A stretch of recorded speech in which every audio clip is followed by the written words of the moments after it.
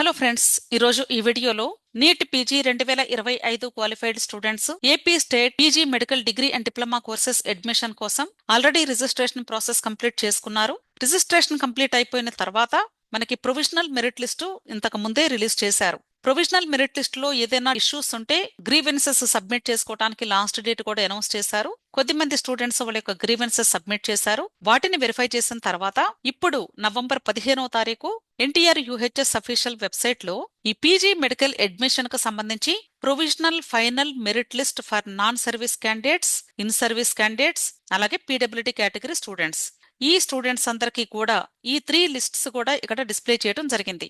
ఒకవేళ మీరు grievances submit చేసినా సరే వాళ్ళు సర్టిఫికెట్స్ ని వెరిఫై చేసిన తర్వాత ఎవరైతే నాట్ ఎలిజిబుల్లో ఆ స్టూడెంట్స్ యొక్క లిస్ట్ కూడా ఇక్కడ ఇచ్చారు. ఇది కేవలము కన్వీనర్ కోటాకు సంబంధించినటువంటి ఇన్ఫర్మేషన్ మాత్రమే.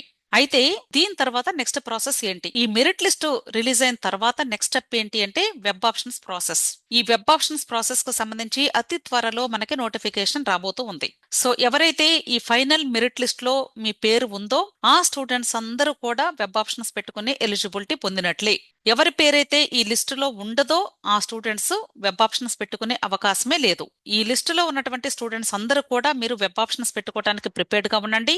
అంతేకాదండి, వెబ్ ఆప్షన్స్ పెట్టుకోవడానికి మీ యొక్క ఆర్డర్ ఆఫ్ ప్రయారిటీని కూడా ముందుగానే ప్రిపేర్ చేసుకుని ఉంచుకోండి.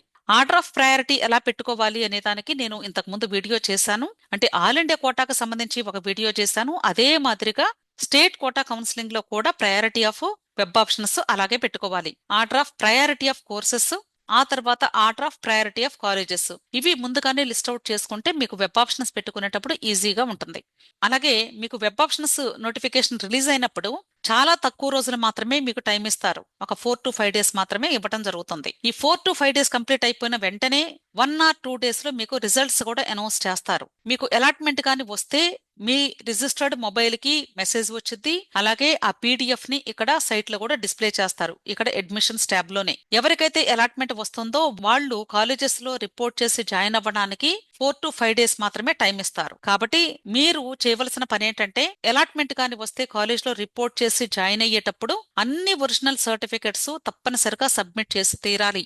ఒరిజినల్ సర్టిఫికెట్స్ తో పాటుగా ఒక 3 sets ఆఫ్ జిరాక్స్ కాపీస్ కూడా కాలేజెస్ లో అడుగుతారు, సబ్మిట్ చేయాల్సి ఉంటుంది. వీటితో పాటు కాలేజెస్ లో ఏ టైప్ ఆఫ్ ఎఫిడవిట్స్, బాండ్స్ మీరు అంటే నోటరీ చేపించి సబ్మిట్ చేయాలి అనేది మీకు సీట్ అలాట్ అయినటువంటి కాలేజీ అఫీషియల్ వెబ్సైట్ లో ఉంటుంది అని ఇంతకు ముందు కూడా చెప్పాను. మీకు సీట్ అలాట్ అయిన తర్వాత ఆ వెబ్సైట్ ఒకసారి చూసుకొని మీరు ఎఫిడవిట్స్ కూడా రెడీ చేసుకొని కాలేజ్ దగ్గరకు వెళ్లేటప్పుడు అవి కూడా తీసుకుని వెళ్ళాలి. అంతేకాదు ట్యూషన్ ఫీజు కూడా ఎలా కట్టాలి, ఎంత అమౌంట్ కట్టాలి అనేది కూడా కాలేజీ వెబ్సైట్ లోనే ఉంటుంది.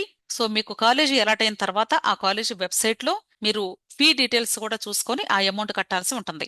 మీరు కాలేజీలో కట్టేటప్పుడు సింగిల్ పేమెంట్ మాత్రమే చేయాలి, గుర్తుంచుకోండి.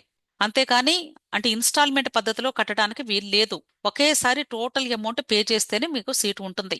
సో ప్రతి ఒక్కరు కూడా ఈ యొక్క రిపోర్టింగ్ ప్రాసెస్ కి కూడా మీరు ముందుగానే ప్రిపేర్డ్ గా ఉండండి. ఎందుకంటే చాలా తక్కువ టైం ఉంటుంది కాబట్టి మీకు సరిపోదు. అయితే ఈ వెబ్ ఆప్షన్స్ ప్రాసెస్ స్టార్ట్ అవ్వడానికి ఇంకా ఎన్ని రోజులు పట్టవచ్చు అనేది కూడా చాలా మందికి డౌట్ ఉంది. యూజువల్ గా మనకి all India quota first round result వచ్చేంత వరకు ఏ స్టేట్ లో కూడా రిజల్ట్స్ అనౌన్స్ చేయకూడదు. రిజల్ట్స్ అనౌన్స్ చేయకూడదు కానీ వెబ్ ఆప్షన్స్ ప్రాసెస్ లేదా రిజిస్ట్రేషన్ ప్రాసెస్ చేసుకోవచ్చు. కాబట్టి ఇప్పుడు మనకి ఈ ఫైనల్ మెరిట్ లిస్ట్ రిలీజ్ చేశారు అంటే all India quota first round results కూడా అతి త్వరలోనే వస్తుంది అని మనం గ్రహించవచ్చు. ప్రస్తుతానికి మనకి all India quota first round కి సంబంధించిన వెబ్ ఆప్షన్స్ ప్రాసెస్ ఎక్స్టెండ్ చేశారు.